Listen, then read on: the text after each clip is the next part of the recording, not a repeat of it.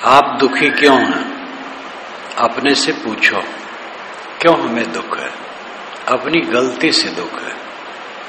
अपनी गलती यह है कि हम अपने को समझते नहीं।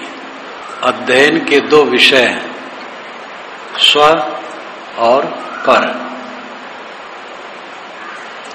स्व और पर। स्व खुद चेतन है और पर प्रकृति है। जहां तक जड़ पसारा है ये पर है। मिट्टी, पानी, आग, हवा, आकाश, ये पांच तत्व पुरा काल से कहे जाते हैं। आकाश शून्य, वस्तु के अभाव को ही आकाश कह सकते हैं।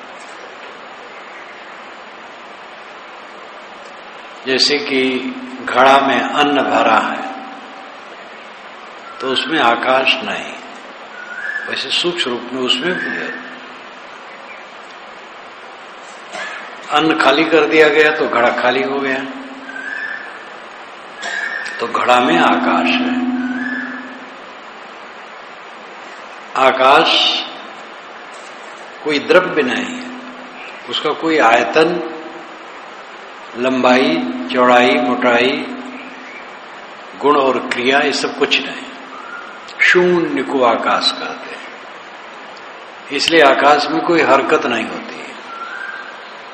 आकाश में हरकत होती है वो दूसरे तत्वों की होती है या जीवों की होती है। आकाश शून्य है। मिट्टी, पानी, आग, हवा ये द्रव्य, इनके अणु परमाणु और उन्हीं में निरंतर गति होती है। स्वभाव सिद्ध उनमें गति है, गुणधर्म है। उनकी गति और गुणधर्मों से असंख्य कार्य पदार्थ निर्मित होते हैं और बदलते हैं, और वो हमारे सामने रहते हैं। उन्हीं को देखकर, सुनकर और उन्हीं में आसक्त होकर हम पीड़ित रहते हैं। और वो हर क्षण बदलते रहते हैं, एक क्षण स्थिर नहीं। कोई भी जड़ द्रव्य एक क्षण स्थिर नहीं रहता, हरदम बदलता है। ऐसे बदलने वाले पदार्थों में मोह करेंगे तो तकलीफ के अलावा और क्या रहेगा। इस स्व और पर के भेद को समझते नहीं। समझते भी हैं तो ठहरते नहीं।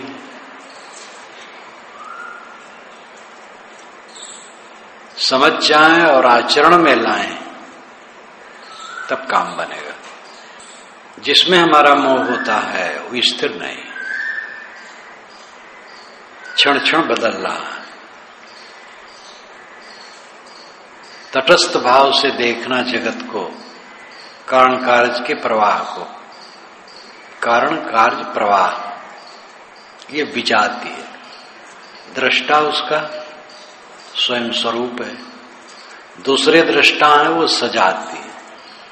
जैसे इस कक्ष में इतने दृष्टा बैठे हैं, मैं शुद्ध चेतन दृष्टा हूं और ये सभी दृष्टा मेरे सजाती। जो मैं हूं वही वो है। तो दृष्टा तो सजाती और दृश्य विजाती। दृष्टा और दृश्य दो ही है। कपिल जी महाराज ने हजारों वर्ष पूर्व इसकी घोषणा की थी। अध्यात्म का चिंतन बहुत पुराना है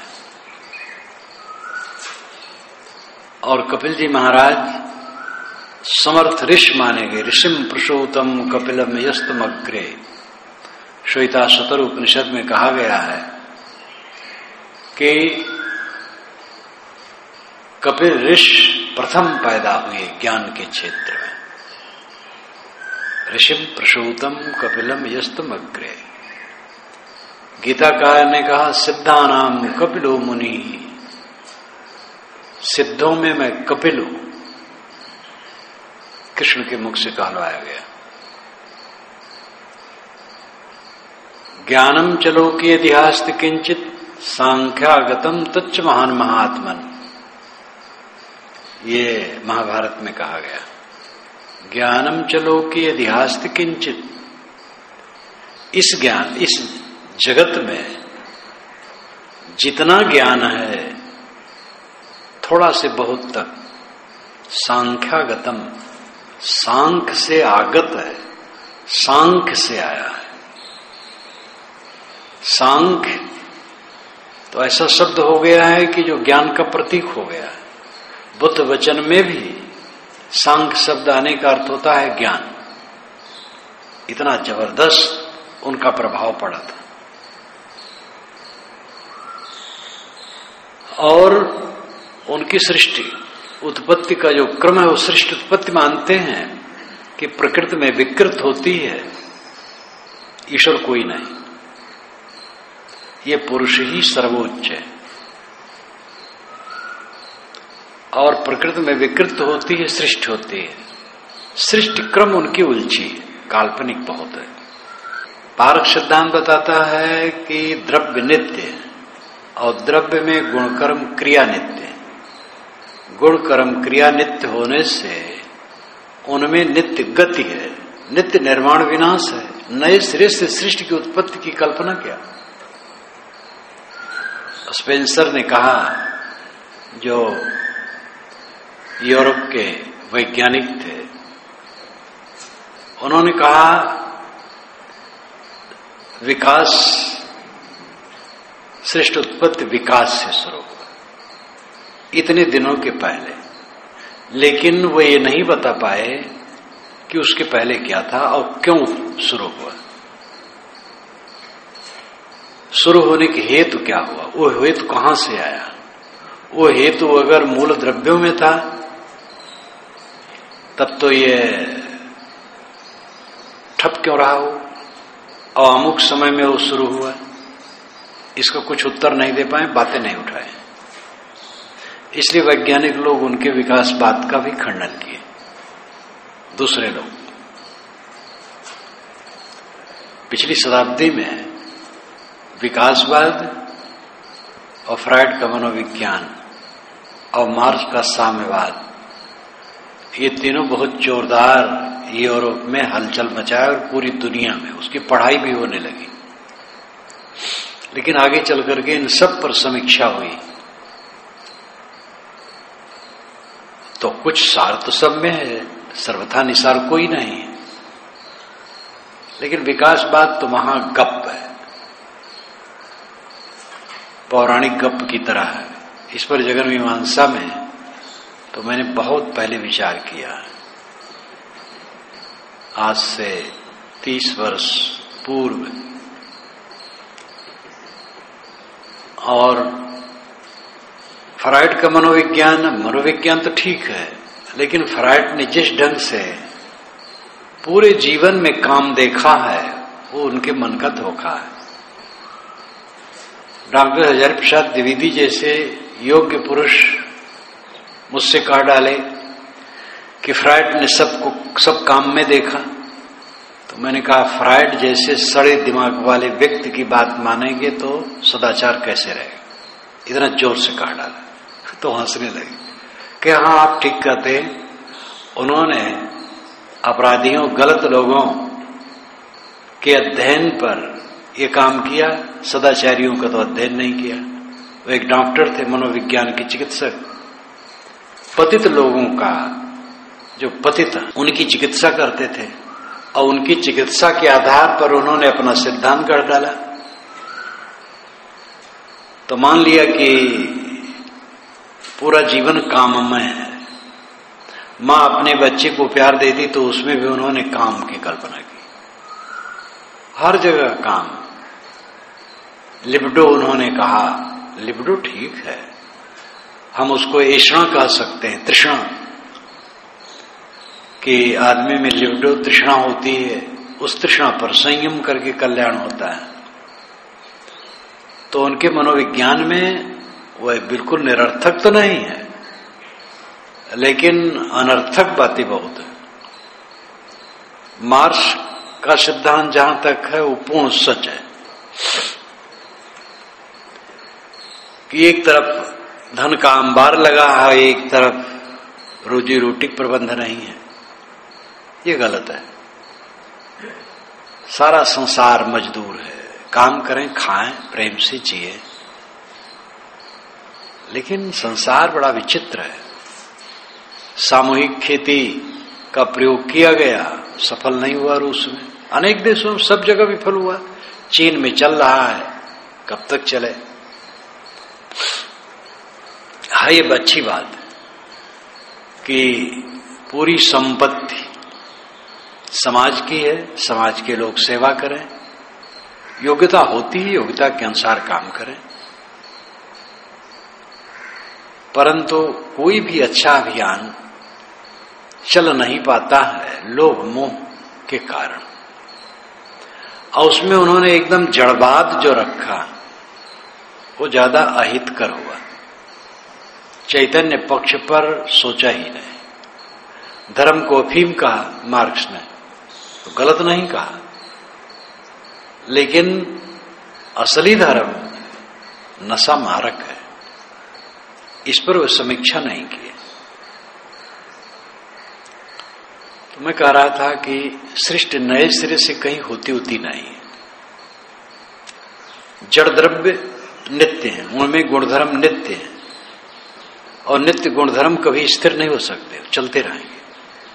हर द्रव्य क्रियावान है, हर परमाणु क्रियावान है।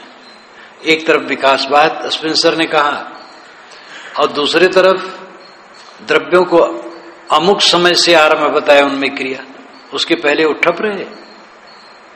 जब खुद समझते हैं कि परमाणु क्रियाशील होते हैं और क्रिया छोड़ के स्थिर नहीं हो सकते हैं, तब कैसे स्थिर रहे पहले? इसलिए पारक सिद्धांत जो मानता है कि जड़ द्रव्य नित्य हैं, उनमें क्रिया नित्य है, गुणधर्म नित्य हैं, और उनके क्रिया और गुणधर्मों से जगत प्रवाह नित्य है, यही तथ्य है। तथागत बुद्ध ने भी अपने शब्दों में, जैनों ने कहा, कपिल ने सारी बातें अच्छी कही, लेकिन इस सृष्टि क्रम में उलझ गए। एक सांख्याचार्य से मुझे बात हुई, जो न्याय वेदांत कई के आचार्य, स्वामी जी हमारे पंथ के ही। उन्होंने कहा, आप लोगों का पारक सिद्धांत बहुत अनूठा है।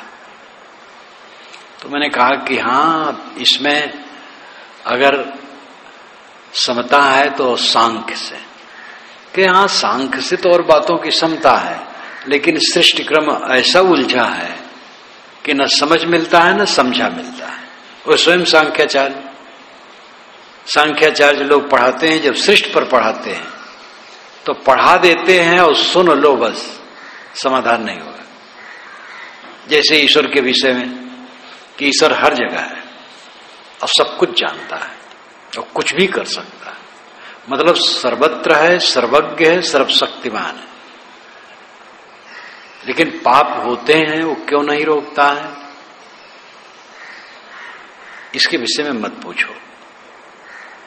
कक्षा में जब लड़के पूछते हैं तो प्रोफेसर हंस करके कहते, इसको मत पूछो। मत पूछो मतलब सिद्धांत ही कमजोर है। वस्तुतः यह शुभ कामना है मनुष्य की,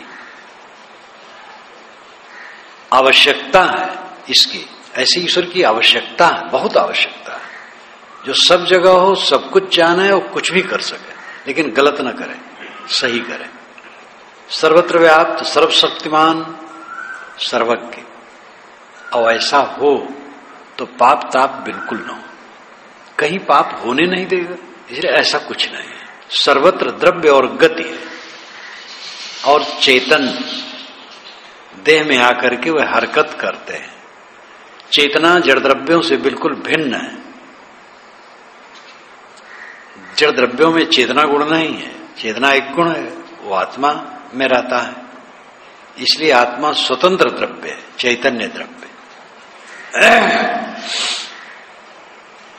विश्वव्यापी नियम है, उसको ईश्वर कह सकते हैं। वो विश्वव्यापी नियम अचेतन है, कंप्यूटर की तरह है, जो करो सो भरो। प्रकृति के नियम प्रकृति में हैं, उससे सृष्टि चलती है, वनस्पतियां उगती हैं, झरने चलते हैं, चांद सूरज गतिशील है, सर्वत्र व्यवस्था है।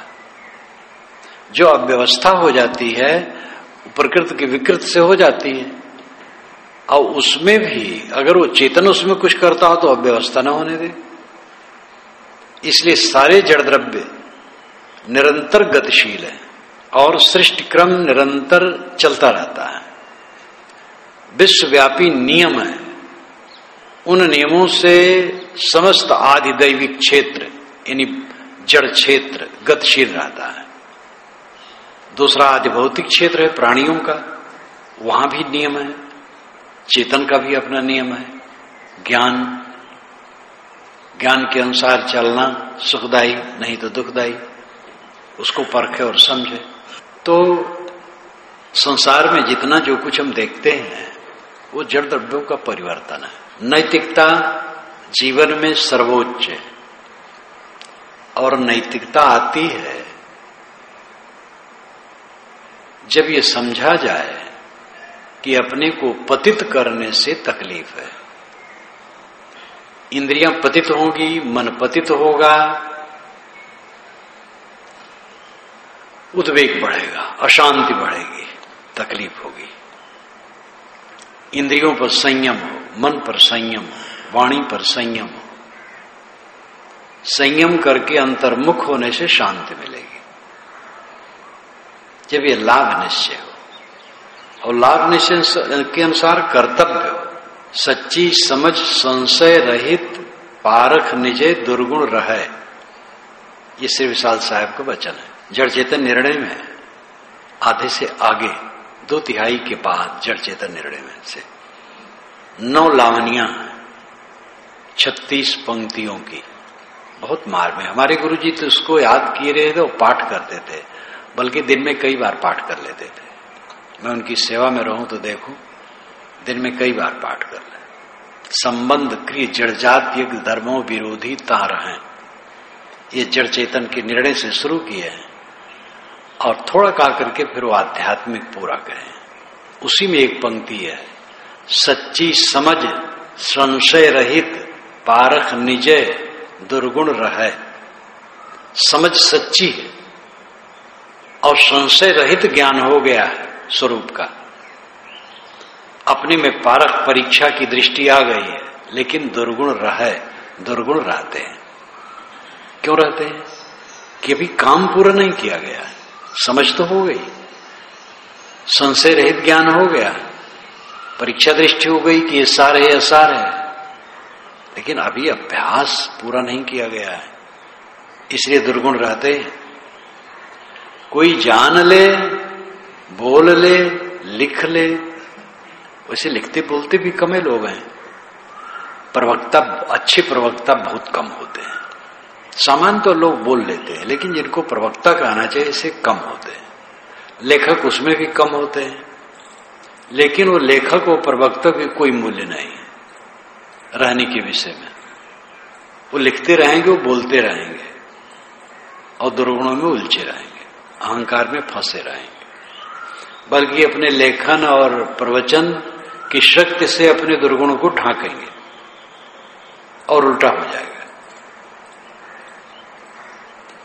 इन मुद्दों पर सभी जगह में विचार किया गया है। श्रुतियों में विचार किया गया, वेदों में विचार किया गया और शास्त्रों में विचार किया गया, अन्य अन्य जगहों में विचार किया गया। कबीर वाणी में तो घोर विचार इस पर है। उन्होंने पांडित्य को तो महत्व ही इसीलिए नहीं दिया, पोथी पढ़ जगमुआ कहा, तो पढ़ना खंडन नहीं हुआ। जैसे तमेव धीरो विज्ञाय प्रज्ञाम कुर्वीत ब्राह्मणा, नानुध्यात बहून शब्दान वाचो विकलापनम ही तदित। ये याज्ञवल्क्य कहते हैं तमेव धीरो विज्ञाय, तम एव धीरो विज्ञाय, तम उसे, पहले आत्मज्ञान की बात हुई है इसलिए उसी आत्मा पर संकेत है। तम एव उसे ही, आत्मा ही में, विज्ञाय जानकर, धीरो विवेकवान पुरुष, ब्राह्मण आत्मज्ञानी, प्रज्ञाम कुर्वीत अपनी प्रज्ञा को लगावे। आत्मा को जान करके धीरवान साधक को आत्मा ही में मन लगाना चाहिए। नानुध्यात बहुत शब्दान, बहुत शब्दों के अध्ययन में न पड़े। वाचो विकलापनम ही तत्, ये तो वाणी को थकाना है, इसलिए मन को लगाओ आत्मा में। मैं इसके ज्यादा उदाहरण नहीं देता हूं, नहीं तो मेरे साधक सोचेंगे देखो साहब कहे थे ज्यादा पढ़ने की जरूरत नहीं, तो पढ़ने बंद कर देंगे तो और उल्टा हो जाएगा। यहां पढ़ने को रोका नहीं गया। श्री काशी साहब ने कहा कि परख करके पढ़गुन करके जब दृढ़ हुआ पारख स्वरूप बोध, ग्रंथन को फिर ढोना क्या रे, फिर ग्रंथों को ढोने की क्या जरूरत है। लेकिन यहां ग्रंथों का खंडन नहीं कि न पढ़ो, अर्थ है कि बहुत शास्त्र आडोलन करके बड़े विद्वान बनने की जो चेष्टा है वो काम नहीं करेगी। जिनमें योग्यता हो, अध्ययन मनन कर लेना, शास्त्रों ज्ञान कर लेना, अपना काम करना, दूसरे की भी सेवा करना अच्छा है, बुरा नहीं है। लेकिन शब्दों का व्यापार बहुत ज्यादा हो जाए तो उसे कल्याण नहीं होता। कल्याण तो मन स्वरूप में स्थित होने पर होगा, शांति में हो, उद्वेग शून्य अवस्था आने पर कल्याण होगा। जब जीवन में उद्वेग न रह जाए, इस पर ध्यान देने की जरूरत। सच्ची समझ संशय रहित पारख निजे दुर्गुण रहे, समझ सच्ची संशय रहित स्वरूप का ज्ञान हो गया है और अपने में परीक्षा दृष्टि आ गई है, लेकिन दुर्गुण रहते हैं क्योंकि अभी दुर्गुणों को काटा नहीं गया। काटो रात दिन काटो, रात दिन काटो, देखो परमात्मा बहुत सूक्ष्म रूप में होता है और सन्मार्ग में जितने ऊंचे उठो उतना सूक्ष्म होता जाता है और उतना धोखे का समय रहता है। मैं जब महीना महीना में कहीं थोड़ा बोलता था, ऐसी साधना किया हूं कि महीना महीना बीत जाए। पलारी गांव में शायद मैं 27 दिन या कितना दिन रहा उस समय, एक दिन बोला था, किसी दिन नहीं बोलता था, चुप कमरे में रहता था, बाहर निकल जाता था। हमारे साथ कुछ 4-6 संत थे, वही रोज भाषण करते थे। तो सब लोगों ने कोशिश की कि साहब एक दिन तो बोलिए, तो एक दिन फिर गांव भर के लोग इकट्ठे हुए, बड़ी सभा हुई, एक दिन बोला तो उसमें भी अहम आने लगता है। मैं देखा अपने मन को, अधिक एकांत सेवन, न बोलना, उसमें भी सूक्ष्म अहम आने लगता है। उसको देख करके मिटाना पड़ता है। सही साधक की दृष्टि रहती है तो अपने दोषों को देख लेता है, कुचल देना है इसे। वाक्य शक्ति बढ़ गई, इसका भी अहम आएगा अगर न समझ हो तो। लेखन शक्ति अच्छी आ गई, समझना है, उसका अहंकार आएगा। एकांत सेवन बहुत करते हैं, उसका अहंकार आ सकता है। वैराग्य भाव बढ़ा, उसका भी अहंकार आ सकता है। शुद्ध वैराग्य की अवस्था में अहंकार कुछ नहीं रहेगा, लेकिन वैराग्य के स्तर अनेक होते हैं। ज्यादा खाना छोड़ दिया, अमुक चीज खाना छोड़ दिया, टाट पहनने लगा। टाट ओट पहनना तो खैर स्वाभाविक है, लेकिन संयम की जो चीजें हैं उसमें भी अहंकार आएगा। संभालो न तो अहंकार उसमें भी आएगा। इसलिए बड़ी सावधानी से साधक को रहना चाहिए, कहीं अहंकार की गुंजाइश होने न पाए। ये पंक्ति याद करने योग्य है, जो चाहे पूरी लावनी याद कर ले। 36 पंक्तियों की है। संबंध क्रिय जड़ जातीय धर्मों विरोधी तारा है, शुरुआत है। उसी में ये पंक्ति है, सच्ची समझ संशय रहित पारख निजे दुर्गुण रहे। समझ सच्ची है, संशय रहित स्वरूप ज्ञान है, अपने में परीक्षा दृष्टि है, लेकिन दुर्गुण रहते हैं। इन दुर्गुणों को मिटाने की दुख हमें क्यों है? हमारे दुर्गुणों से दुख है। हमारे जीवन में सफलता क्या है? गहरी शांत, निर्विवाद जीवन, निर्विवाद मन, किसी के लिए प्रतिक्रिया नहीं। हमारे विरोधी के लिए हमें प्रतिक्रिया नहीं होनी चाहिए, उसकी समझ वैसी है। हमें किसी ने गाली दी है, क्रोध में बका है, अपमान किया है, वो तो बेचारा दया का पात्र है। अगर वो समझदार होता, उसकी बुद्धि सही होती उस समय, तो ऐसा कैसे करता? क्योंकि ऐसा करके तो स्वयं वो जलभुन गया है, स्वयं तापित हो गया है, स्वयं उसने अपना नुकसान किया है। वो दया का पात्र है। साधना में हम जितना उतरेंगे दुख घटेगा। क्यों दुखी हैं आप? सही साधना कर नहीं रहे हैं, सही रूप में डूब नहीं रहे हैं अपने कल्याण के लिए। जो बाहर की चमक दमक है उसको सत माने बैठे, और 4 दिन की चांदनी है, कुछ नहीं, वही और धोखा पट्टी सब उसी में। और सब जगह बताया गया, जो घर फूके अपना चले हमारे साथ। साहब का जो घर फूक तमाशा है, घर फूक तमाशा तो दूसरे रूप में कहा जाता है। जो अपना नुकसान कर ले तो उसको कहता है घर फूक तमाशा कर दिया। साहब कहते अपना घर फूक दे तो हमारे साथ चले। वो घर फूकना क्या मतलब है? सारी अहंता ममता को नष्ट कर दे, कुछ न चाहे, दुनियादारी कोई चीज न चाहे, वो हमारे साथ चले। बेल एक त्रिभुवन लिपटानी, बांधे ते छूटे नहीं ज्ञानी। कहीं कबीर हम जात पुकारा, पंडित हो सुले विचारा। लोक ऐषणा, वित्त ऐषणा, पुत्र ऐषणा, पुत्र ऐषणा, वित्त ऐषणा, लोक ऐषणा, ये क्रम है। पुत्र की इच्छा होती है, तब धन की इच्छा होती है, तब लोक की इच्छा होती है। ये उपनिषद का चिंतन है, उनकी भाषा है। चिंतन तो खैर सबका है, लेकिन भाषा उनकी है। पुत्र की इच्छा होती है तब विवाह किया जाता है। वैदिक ऋषि यही मानते हैं कि वासना के लिए कहीं नहीं मानते हैं। स्त्री पुरुष का संबंध वासना के लिए ऐसा वेद में कहीं नहीं लिखा है, संतान के लिए लिखा है। ये पक्षपात है कि पुत्र के लिए, पुत्री के लिए नहीं। चारों वेदों में पुत्री प्राप्त करने के लिए कहीं एक वचन नहीं, पुत्र प्राप्त करने के लिए है। और 10 बच्चे पैदा करें। उस समय जनता कम रही होगी, 10 बच्चे पैदा करने की बात बताई गई है। इसलिए कुछ धार्मिक राजनीतिक आजकल भी हिंदू कहने लगे हैं कि 10 बच्चे हिंदू पैदा करें। तो संतान के लिए विवाह माना गया। पुत्र ऐषणा होती इसलिए गृहस्थी बसाई जाती है।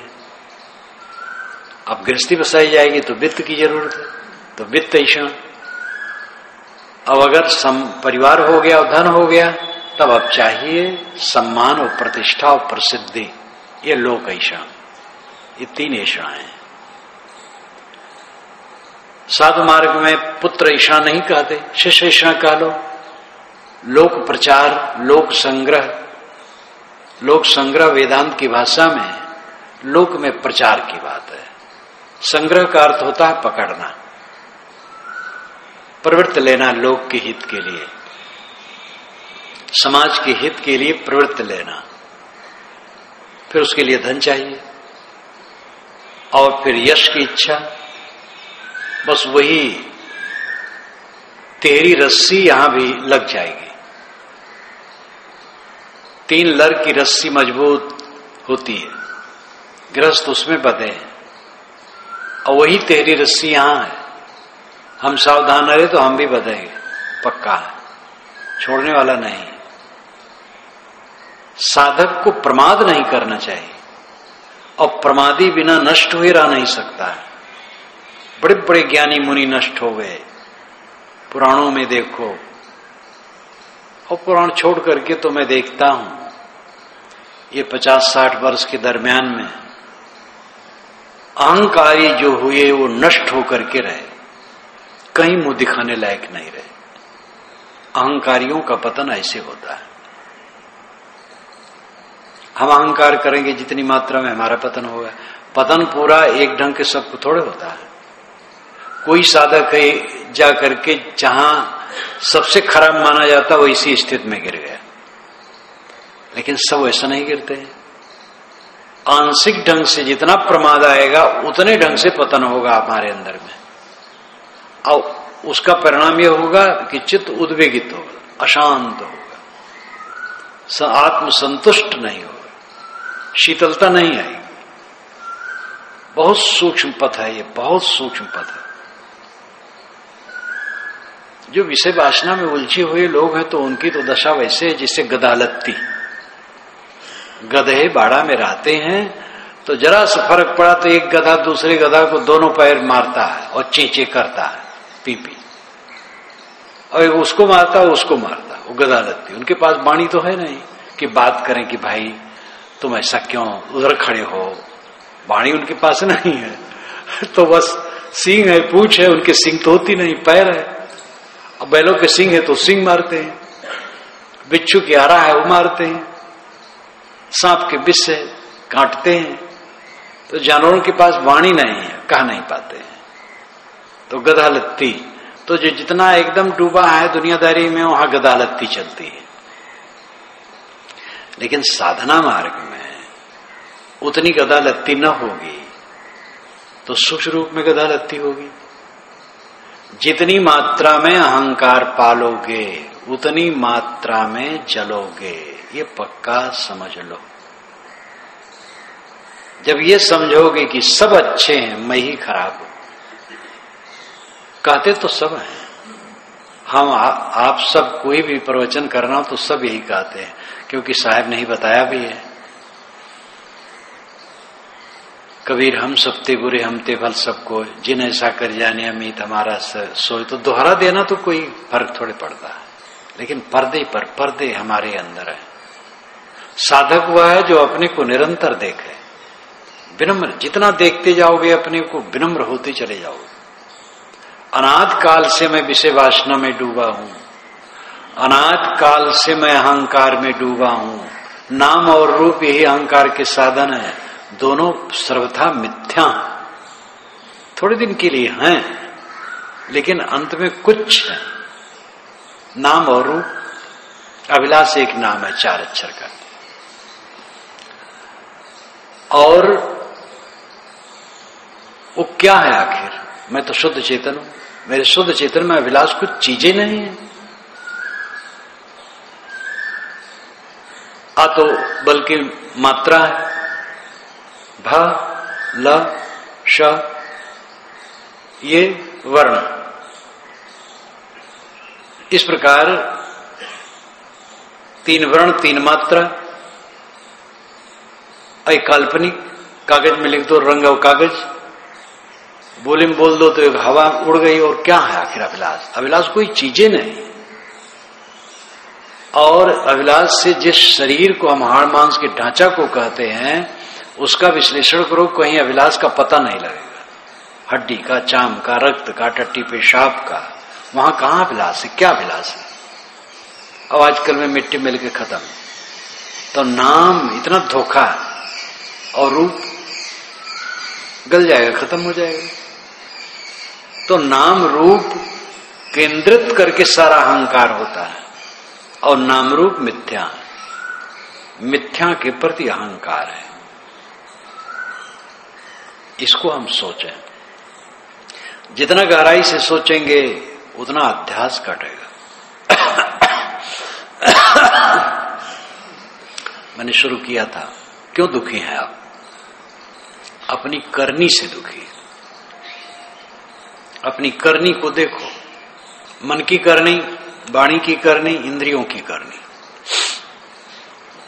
उसमें जितनी कसर रहेगी दुखी रहोगे।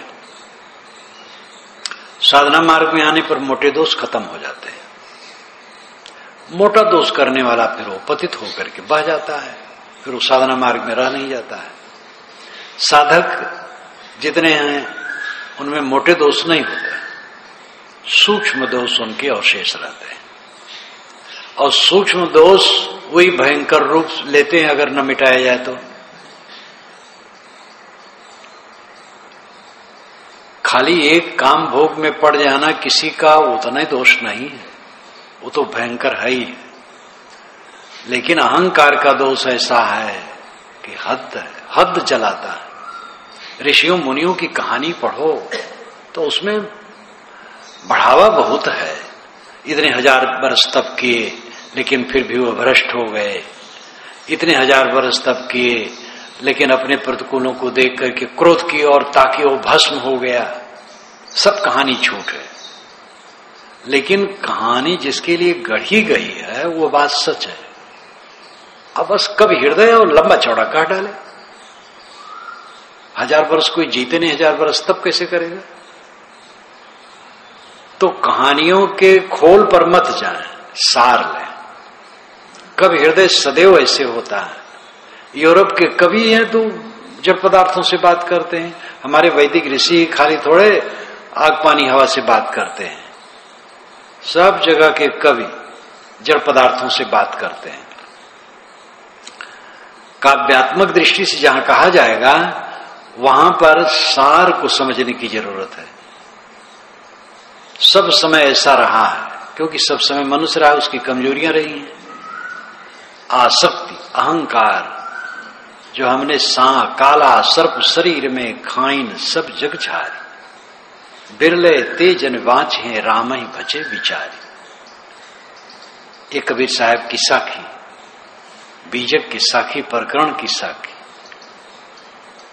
काला सर्प शरीर में खाइन सब जग झारी। सबके शरीर में काला सांप है और झार झारा सबको उसने खा लिया है। वही बचेगा जो विचार पूर्वक राम का भजन करेगा। जो प्रमाद करेगा बुद्धि का, विद्या का, धन का, पद का, प्रतिष्ठा का, सधुआई का, गुरुआई का, गृहस्थी का, विरक्ति का, किसी भी चीज का प्रमाद करेगा, अहंकार करेगा, अपने को जोड़ेगा जड़ दृश्य में, वो चलेगा। सांप फिर वो पनप जाएगा। सांप की कहानी भवक पड़ा, उसकी कहानी सब आप जानते ही हैं कि एक जब गुरु ने, एक शिष्य ने कहा महाराज अब हमें अंतिम दीक्षा दे दीजिए, कहे साधना करो, जाओ 1 साल साधना करो।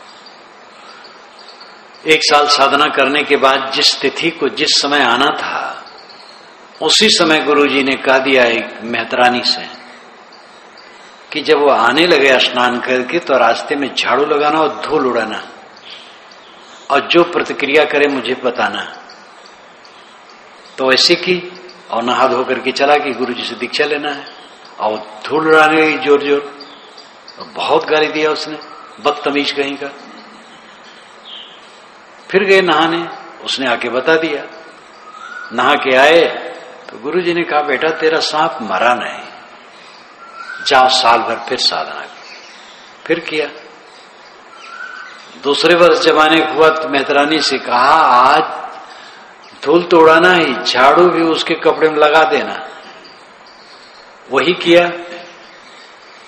तो बोला तो नहीं लेकिन तमतमा गया, तुम समझ नहीं पाती हो। फिर गया नहाने, गुरुजी को उसने बता दिया। आया, गुरुजी ने कहा बेटा सांप बहुत कुछ मर गया है लेकिन अभी फन काटता है, जाओ फिर 1 साल साधना करो। जब तिबारा आया तो मेहतरानी ने कहा कि एक टोकरी कचरा उसके सिर पर डाल दे, तो डाल दिया। तो मेहतरानी के पैर में ही गिर पड़ा साधक, कहे मां तू मेरा गुरु है। तब गुरु के पास आया तो गुरु ने कहा बेटा तू तो शिष्य हो गया, ये कहानी चाहे समझाने के लिए ही गढ़ी गई हो, लेकिन बात तथ्य, कहानियां सब ऐसी होती गढ़ी जाती है। जैसे नश्वरता के विषय में इंद्र की कहानी है, जो कई बार मैं कहता हूं कि इंद्र उर्वशी के पास हीरे भर करके थाली ले गए, थाली में हीरे भरे और ले जाके समर्पित किया, वो कहे मुझे स्वीकारो। उर्वशी ने कहा नहीं स्वीकार दी, तो चले गए। तो दूसरे दिन सोने के सिक्के से भर के ले गए, नहीं स्वीकारी। तीसरे दिन चांदी के सिक्के को भर के ले गए। उर्वशी ने गुस्सा किया कि तुम कैसी अकल है इंद्र तुम्हारी, हीरा थाली भर हीरा मैंने नहीं स्वीकारा, तो दूसरे दिन 2 थालियां भर करके हीरा लाना चाहिए था, तो तुम सोने के सिक्के लाए बहुत कम दाम का, आज चांदी के लाए हो। इंद्र ने कहा जो जवानी तुम्हारी परसों थी वो कल नहीं थी, और जो कल थी आज नहीं है, इसलिए तुम्हारी जवानी घट रही है तो कीमत घट रही है। ये भी कहानी समझाने के लिए। सब कुछ सब समय छीड़ हो रहा है, बदलता। इस नश्वरता को देखो। प्रमाद सारा आता है तादात्म से, जड़ दृश्यों से जो तादात्म हमारा होता रहता है। दृष्टा और दृश्य मैंने 2 कहा। आप दृष्टा हैं चेतन, और 5 विषयों का पसारा कारण कार्य प्रपंच, ये दृश्य है। मिट्टी पानी आग हवा कारण है। हम मिट्टी पानी आग हवा कहा करके काम चलाते, ऑक्सीजन हाइड्रोजन नहीं, वो तो 100 से अधिक है, उनको गिनना मुश्किल है। और उनमें कई ऐसे तत्व हैं कि बनाए गए हैं। रेडियम तो बदल करके शीशा हो गया है।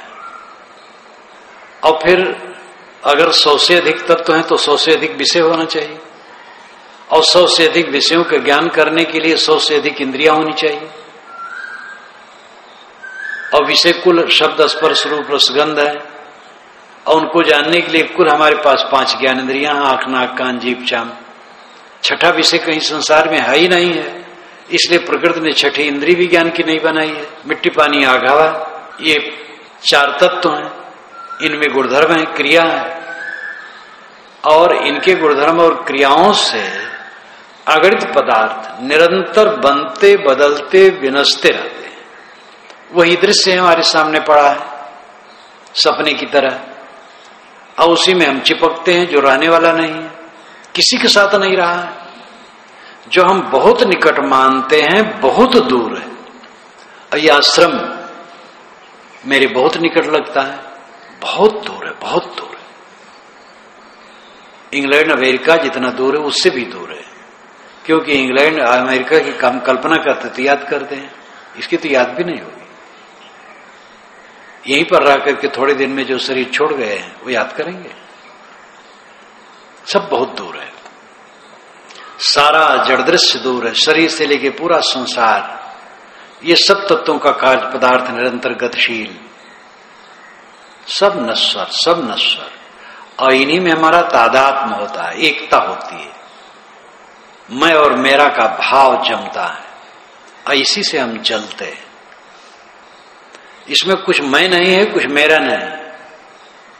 तथागत ने बारंबार यही कहा, अनात्मा, अनित्य, दुख, 3 शब्द उन्होंने ज्यादा कहा। पतंजलि ने कहा अनात्मा है, अनित्य है, दुख है और अशुचि है। तो जो मेरा नहीं है, अनात्मा है, उसमें आत्म बुद्धि होती है, तादात्म, एकता। तादात्म का मतलब है तत्आत्म, तत्व, दूसरा आगे वाला, उसमें आत्मा मान लेना, अपना मान लेना। तो तादात्म करना, एकता करना, शरीर के नाम रूप, शरीर के नाम रूप के साथ प्राणी पदार्थ परिस्थितियों के प्रति जो हरदम एकता का आभास होता है, ये बंधन है। इसको काटना, जितना आभास दृढ़ होगा उतना अहंकार चढ़ेगा, जितना अहंकार चढ़ेगा, आसक्ति चढ़ेगी, उतना वाणी अव्यवस्थित होगी और कर्म अव्यवस्थित होंगे। ये गणित की तरह है। मन जितना जड़ पदार्थों में चिपकाओगे, वाणी अव्यवस्थित हो जाएगी और कर्म अव्यवस्थित हो जाएंगे, और बह जाओगे, पता नहीं लगेगा, तुम्हारा ज्ञान उनका ठिकाना नहीं रहेगा। न सदवाई काम देगी, न पुजाई काम देगी। जो भगत लोग हाथ जोड़ करके पूजते हैं, आरती वंदना करते हैं और प्रार्थना में कहते हैं जीवन मुक्त हो महाराज, कहना उनका ठीक है, लेकिन तुम कितने हो ये अपने देखो, कुछ काम हम करेगा नहीं। साधक समझ ले कि गुरु शरण में आ गए, गुरु की कृपा से साधना मार्ग में लग गए, बस बढ़िया है। अब संत गुरु की शरण में अपने मन को डाल के विनम्र बन करके साधना करो। अहंकार करोगे रगड़ जाओगे। ये प्रकृति में क्षमा नाम की कोई चीज नहीं है। जास नाम है गर्भ प्रहारी, शोक गर्भ ही सके सहारी। ये ब्राह्मणों के उन्माद पर कबीर साहब ने कहा है कि, और ये उन्माद किसी तरफ हो, चाहे ब्राह्मण चाहे साधु, लेकिन वहां प्रसंग ब्राह्मणों के उन्माद पर है। और उन्होंने आगे कहा कि पहले के रोग निर्माणी हुए हैं, अंकुर बीज नसाइक नरभय विदे ही खान। जो पहले के ऋषि मुनि हुए सब अहंकार छोड़ करके वो कल्याण दशा पाए हैं, और तुम ब्राह्मण नाम लिए जपते हो। ब्राह्मण किसे कहते हैं? तमेव धीरो विज्ञाय प्रज्ञाम कुर्वीत ब्राह्मणा, जो उपनिषद में यहां आया वो साधक के लिए कहा गया। ब्राह्मण जो ब्रह्म में रमता हो वो ब्राह्मण। ब्रह्म विहार बुद्ध ने कहा, ब्रह्म विहार उच्च विहार, ब्रह्म शब्द ही उच्च के लिए है। उच्च आत्मज्ञान, उच्च चित्त की निर्मलता, ये दोनों उच्च, इसमें जो रमे वो ब्राह्मण है। जितेंद्रिय धर्म पर स्वाध्याय निरता शुचि, काम क्रोधो वसो यस्य तम देवा ब्राह्मणम विदु। जितेंद्रिय हो, धर्मपरायण हो, स्वाध्याय में निरत हो, अंतर बाहर पवित्र हो, काम क्रोध को जिसने बस में कर लिया हो, उसको देवता लोग सज्जन लोग ब्राह्मण कहते हैं।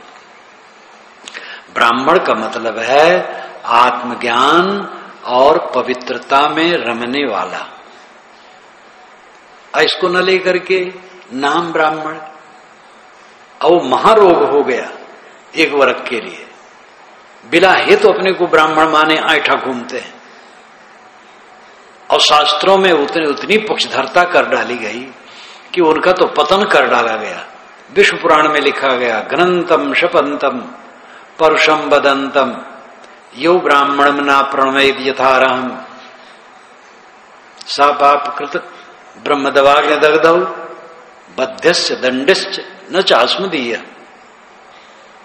ब्राह्मण घनंतम मारता, शपंतम शाप देता, परुषम वदंतम कठोर वचन कहता। यो ब्राह्मण न प्रणवेद यथारहम, ऐसे ब्राह्मण का भी जो यथा योग्य आदर सत्कार नहीं करता है, सा पापकृत ब्रह्म दवाग्नि दग्धो, वो ब्रह्म दवाग्नि से दग्ध पापी है। बद्ध से उसका वध कर देना चाहिए, दंड से दंड देना चाहिए। न चास्मदीय, विष्णु कहते हो मेरा नहीं,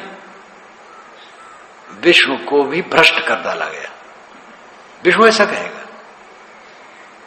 विष्णु ऐसा कभी नहीं कर सकता। विष्णु तो विश्वव्यापी नियम है। विश्व जो प्रवेश करे, जो सर्वत्र प्रविष्ट है, नियम ऐसा कभी संकेत नहीं करेगा। एक कितना पाप का वचन विष्णु के मुंह में डाल के निकाल लिया गया। तो यहीं से नकल करके गोस्वामी जी ने राम के मुंह में डाल के निकाल लिया विराट वध के समय में। विराट वध के समय में वाल्मीकि ने ऐसा कुछ नहीं कहा है, लेकिन गोस्वामी जी को चाह थी, जरूरत थी इसकी, तो विष्णु पुराण में से अनुवाद किया हिंदी में, और अनुवाद करके राम के मुंह में डाल के निकाल लिया। अब प्रगतिशील लोग राम को गाली देते हैं और राम का कोई दोष नहीं। वाल्मीकि रामायण में राम गुहराज दोनों मिलते हैं, आदर से मिलते हैं। गुहराज एक राजा है, और वाल्मीकि रामायण का प्रसंग पढ़िए, रामायण रहस्य में सब लिखा है। सीता जी जैसी वह शिष्य के रूप में मिली थी खेत में, और उससे राम ने शादी की थी। राम ऐसे थे, ब्राह्मणवादी और जातिवादी, वो जो ये ऐसा नहीं था। लेकिन प्रपंचियों ने सबको डुबा दिया है और सभी जगह डुबाया गया है। कबीर को डुबाया गया, बुद्ध को डुबाया गया, महावीर को डुबाया गया, रामकृष्ण को डुबाया गया। ऐसे अन्य लोग अपने अपने गुरुओं को सब डुबाए हैं महिमा में डाल करके, और सब गलत गलत निर्देश समाज के लिए दिए। इसलिए पूरा पागल खाना बन गया धर्म का क्षेत्र। बहुत समझ बूझ करके कदम रखने की जरूरत होती है। तो हम दुखी क्यों हैं? अपने पाप से दुखी है। हमारा पाप हमें जलाता है। हमारे मन का मोह, हमारे मन की आसक्ति, हमारे मन का अहंकार हमारा पाप है। देह को मैं मानना सबसे बड़ा यह पाप है। सब पाप का यह बाप है। सब पाप का यह बाप है, देह को मैं मानना। जब देह मेरी नहीं तो कौन सी वस्तु मेरी है? संतों गुरुओं के गुलाम बन करके रहो, दीन बन करके रहो। अहंकारी होगे पता नहीं कहां चले जाओगे, बह करके ठिकाना नहीं लगेगा। साधु ग्रस्त कोई भी, श्री विशाल साहब ने कहा कि त्यागी को सर्वसरे गृहीत तो गृहगास। त्यागी आदमी अगर भक्ति के मूल्य को न समझा, विनम्र न हुआ, गुरु संतों के चरणों में गुलाम बन करके न रहा, तो उसका तो सर्वस्व नष्ट होना ही है। और गृहस्थी तो पहले गृहगास में फंसे हैं, वह भक्ति छोड़ देंगे तो कहां जाएंगे? और डूबे फिर। जो गृहस्थ विवेकवान संतों से मिलना, जुड़ना, सेवा भक्ति करना, विनयी होना, अध्ययन मनन करना, ये सब छोड़ देगा तो क्या होगा? वो संसारी लोगों में है, वही बात सुनते करते धीरे धीरे धीरे और डूब करके और उसमें सड़ेगा। और विरक्त तो गृहस्थी त्याग करके निकले हैं। और ये अगर ढील बहे तो बस साहेब का घर दूर है जैसे लंबी खजूर, चढ़े तो चाखे प्रेम रस, गिरे तो चकना चूर। ये अंतिम बात है। और ये पद मैं अपने भोली माता से सुना था, जो खुद कबीर पंत जानती ही नहीं थी। कैसा कबीर का शब्द सीआईडी की तरह सब जगह व्याप्त है। छुटपन में मैं माता से सुना था, तब मैं समझूं कि साहब कोई होगा।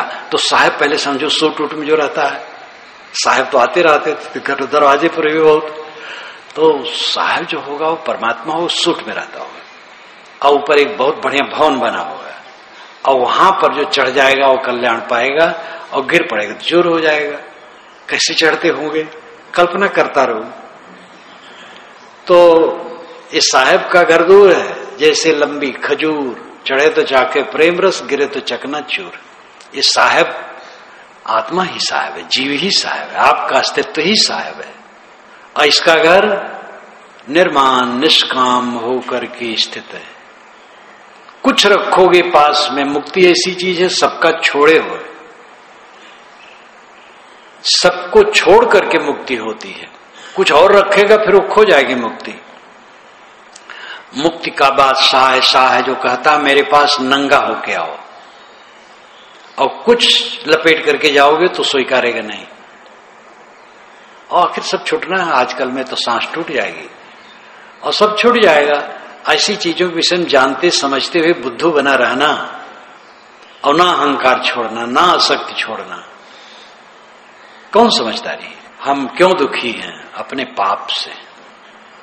मन का मैल, मन का अहंकार, मन की आसक्ति, पर्दे पर पर्दे में आसक्ति छिपी है। सच्ची समझ संशय रहित पारख निजे दुर्गुण रहे, ये पंक्ति याद करो। शोधो अपने को, निर्मल बनो। ये अवसर मिला है, बिना गुलामी के छुट्टी न पाओगे। साधु गुरु की गुलामी करो जो सारी गुलामियों को काट देती है। और दुनिया की गुलामी करते करते तो अनाज काल से होते आए हो, जलते रहे हो। आज गुलामी करो साधु गुरु की, साधक की, सज्जन की, मुझे तो सज्जन भक्तों की याद आती है जिन्होंने मुझे निर्देश दिया था, व्यंग में कहा था कि कबीर की बात सुनोगे तब समझोगे। तो मैं कहूं कबीर क्या कहते हैं तो बता नहीं पावे, लेकिन व्यंग करे तो मन थोड़ा सा तिलमिलाए, लेकिन जो थोड़ी मोड़ी उल्टी सीधी बातें उसकी रहें बड़ी साफ लगे, उसका मैं उपकार मानता हूं। सारे संसार से मैं उपकृत हूं, मैं अदना हूं। नन्ना हुई के पीऊ, नन्ना होकर के माता का दूध मिलता है, जवान होके नहीं। अहंकारी बनकर के कुछ न पाओगे। इसलिए जो जो हमारे अंदर में जलन है वो हमारा पाप है। अपने पाप को मिटाओ। अहंकार पाप है, विषयासक्ति पाप है, नाम रूप में चिपकना पाप है, कुछ मेरा इस संसार में है मानना पाप है। व्यवहार की दृष्टि से ठीक है, कुछ मानना पड़ता है, लेकिन जिस दृष्टि से कहा जा रहा है उस दृष्टि से सोचो। श्री काशी साहब ने ही कहा, दृढ़ करके अहंता ममता, दृढ़ अहंता ममता का त्याग, मतलब सरल जो ममता है वो करना पड़ता है, मेरा है, तभी तो प्रबंध किया जाता है। अब मैं यहां आया, इलाहाबाद में बहुत आश्रम है, यहीं क्यों आया? कुछ अपना मानता हो तभी तो आया। तो कैसे कहा जाए अपना नहीं मानना पड़ता? लेकिन दूसरी दृष्टि से अभी हम यहीं बैठे हो, सांस टूट जाए तो कितना संबंध इसका रहेगा? अभी चले गए थे इतने दिन के लिए, कितना संबंध रहा? तो इस फर्क को समझना चाहिए और इस फर्क को जागरूक रख करके अपनी दशा में रहना चाहिए। जितना जोर डालोगे जल्दी लक्ष्य पाओगे, ये समझ लो जीवन का फल है गहरी शांत, अगाध अमृत, संतोष और शांति का। इसको प्राप्त करो।